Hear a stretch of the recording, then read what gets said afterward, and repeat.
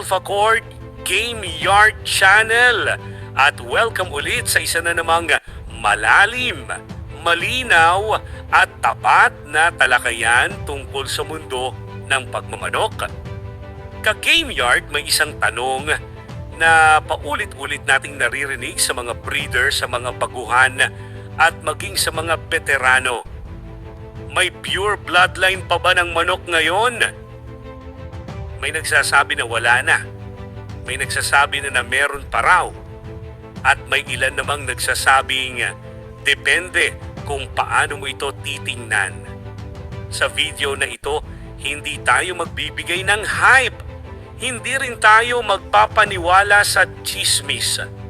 Ang gagawin natin ay ipaliwanag ang katotohanan base sa kasaysayan ng breeding.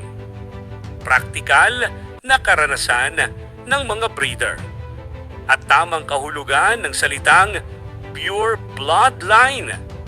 Umupo ka muna, ka-Game Yard, dahil sa video na ito, bubuuin natin ang sagot.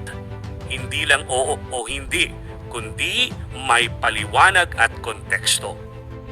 Ano ba talaga ang ibig sabihin ng pure bloodline? Unang-una, ka-Game Yard, kailangan nating linawin ang isang mahalagang bagay. Ano ba ang ibig sabihin ng pure bloodline? Maraming tao ang gumagamit ng salitang pure, pero iba-iba ang ibig nilang sabihin. May tatlong karaniwang kahulugan. Una, pure bilang walang halong ibang bloodline. Ikalawa, pure bilang consistent ang traits sa maraming henerasyon. Ikatlo, pure bilang hindi pa masyadong nababago mula sa original strain. Dito, nagkakaroon ng kalituhan. Dahil kung ang basihan mo ay dapat 100% walang halo mula umpisa hanggang ngayon. Ka-Game Yard, halos wala ng bloodline sa mundo ang papasa sa ganitong definisyon. Ang totoo sa kasaysayan ng mga bloodline. Kung babalikan natin ang kasaysayan, halos lahat ng kilalang bloodline ay dumaan sa selection, inbreeding, minsang outcross, at refinement. Kahit ang mga tinatawag nating lumang heritage bloodlines, hindi sila biglang lumitaw na buo na.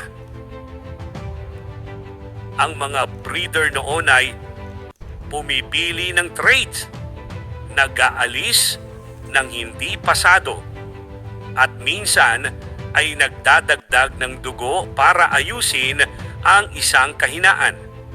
Ibig sabihin nito, ka-Game Yard. Ang bloodline ay produkto ng mahabang proseso, hindi ng isang beset na pagbuo. Bakit sinasabing wala ng pure? Ngayon, bakit nga ba maraming nagsasabi na wala na ng pure bloodline? Narito ang mga pangunahing dahilan. Isa, lumipas na ang maraming henerasyon. Habang tumatagal, mas dumarami ang breeder na humahawak ng isang linya. Iba-iba ang diskarte, preference, klima, selection standard. Natural lang na magkaiba ang lalabas na resulta. Maraming undocumented crosses. Hindi lahat ng breeder ay naglalagay ng kumpletong record. May mga tahimik na outcross, hindi idinedeklarang halo, o simpleng pang-ayos lang. Kaya pagdating ng panahon, mahirap nang tukuyin kung alin ang original. 3. Marketing versus reality. Aminin na katin, ka-Game Yard, ang salitang pure ay malakas sa benta. Pero ang tanong, pure ba talaga o pure lang sa pangalan. Dito pumapasok ang responsibilidad ng breeder at content creator na maging tapat. May pure pa ba sa makabuluhang paraan? Ngayon, ito ang mahalagang punto. Kung ang basihan ng pure ay consistency, meron pa. May mga linya na. Consistent ang itsura. Consistent ang galaw. Consistent ang ugali. Consistent ang performance trait. Hindi man sila 100% identical sa unang henerasyon, pero consistent sila sa loob ng sarili nilang linya. Ito ang tinatawag ng maraming breeder bilang strain purity o line consistency. At ito ang mas praktikal at makabuluhang definisyon ng pure sa modernong panahon. Pure bloodline versus responsible breeding. Ka-game yard, mahalagang maintindihan ito. Hindi porke pure ay automatic na maganda. Hindi porke may halo ay automatic na pangit. Ang mas mahalaga ay tamang seleksyon, malinaw na breeding goal, at maayos na record keeping. May mga breeder na hindi ipinagmamalaki ang pure, pero consistent ang kalidad ng kanilang manok. At may iba naman na pure ang tawag, pero pabago-bago ang resulta.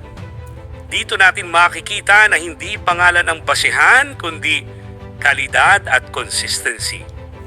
Ano ang dapat tingnan ng isang ka-game yard? Kung ikaw ay ka-game yard na, baguhan o nagbabalak mag-breed, ito ang mas mahalagang tanong kaysa pure ba yan? Consistent ba ang linya? May malinaw ba ang pinanggalingan? May direction ba ang breeding? May disiplina ba ang breeder?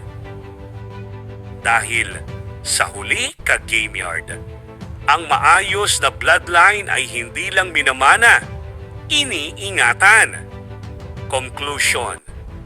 Kaya balik tayo sa tanong, may pure bloodline pa ba ng manok? Ang sagot ay, depende sa ibig mong sabihin sa pure. Kung ang ibig mong sabihin ay walang halo mula umpisa hanggang na ngayon, halos wala na.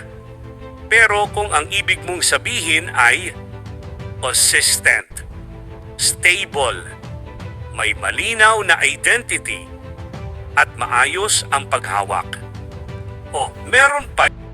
At bilang mga ka-game yard, responsibilidad nating huwag magpaloko sa salita. Unawain ang proseso at pahalagahan ang tamang kaalaman. Kung nagustuhan mo ang ganitong klase ng content, i-like ang video, mag-subscribe sa Alpha Court Game Yard at i-share ito sa kapwa ka-Game Yard. Maraming salamat at magkita-kita tayo sa susunod na talakayan.